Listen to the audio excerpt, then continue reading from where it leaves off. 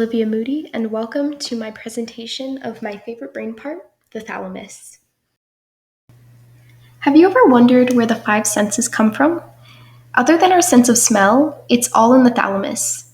When you taste your favorite food, feel the soft fur of a cat, hear your favorite song, or watch the sunset, all of that information is going right to the thalamus.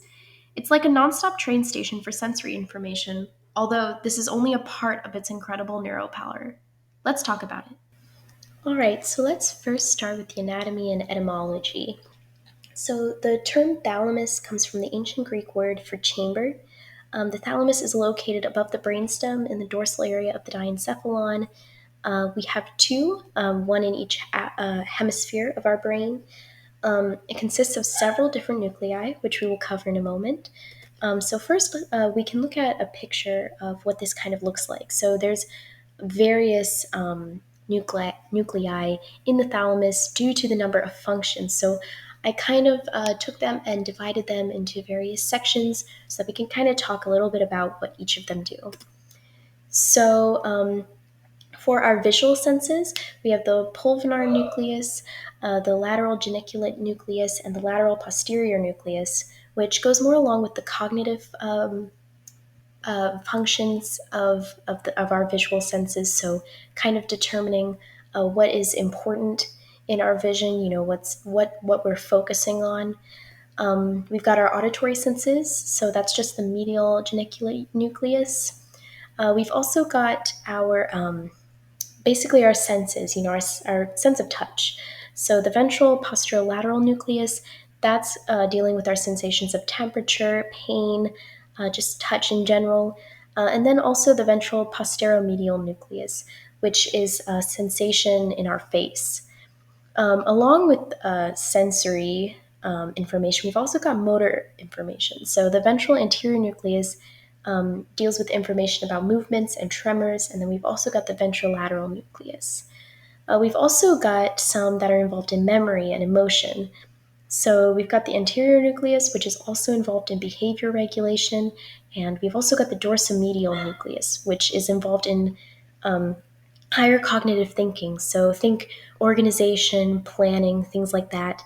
Then we've also got the reticular nucleus, which kind of just influences the activity of all the other nuclei.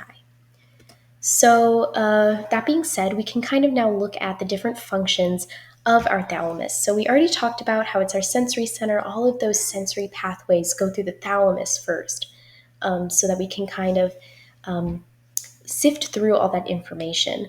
It's also an intersection for all of our motor pathways. So, it's both sensory and motor information that's going through there. All of it runs right through there.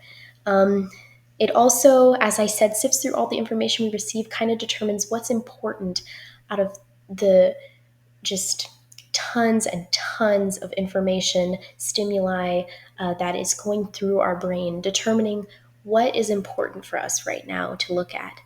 It also helps us keep awake and alert, so it's involved with sleep and wakefulness and just consciousness in general.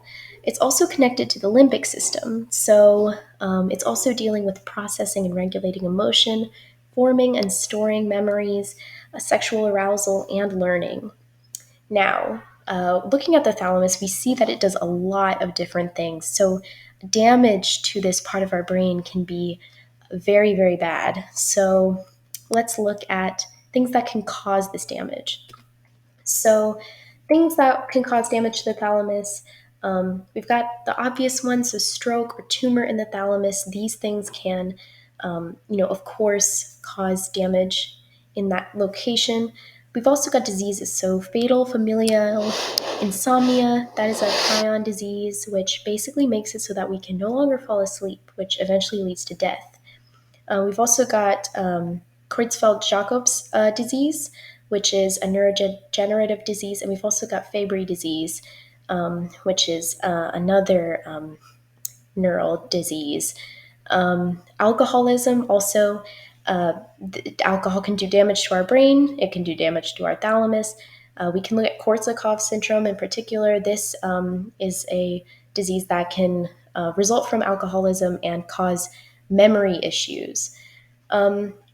Another syndrome that we want to look at that's related to thalamic damage is thalamic pain syndrome. So this is characterized by one-sided burning or aching in our body. Also, mood swings, um, and usually this pain doesn't seem to have any apparent cause, or it might be caused by stimuli that wouldn't normally do such a thing, which is known as allodynia.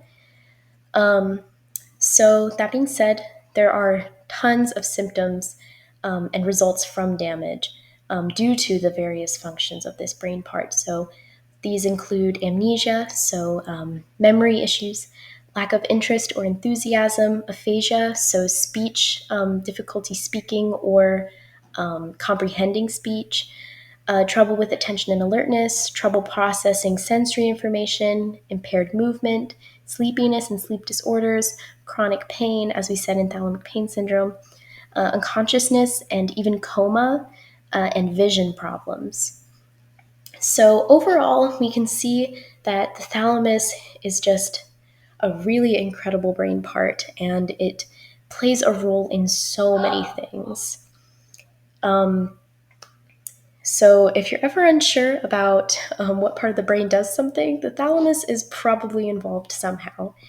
Um, Thank you so much for watching. I hope you enjoyed this. I really enjoyed researching the thalamus.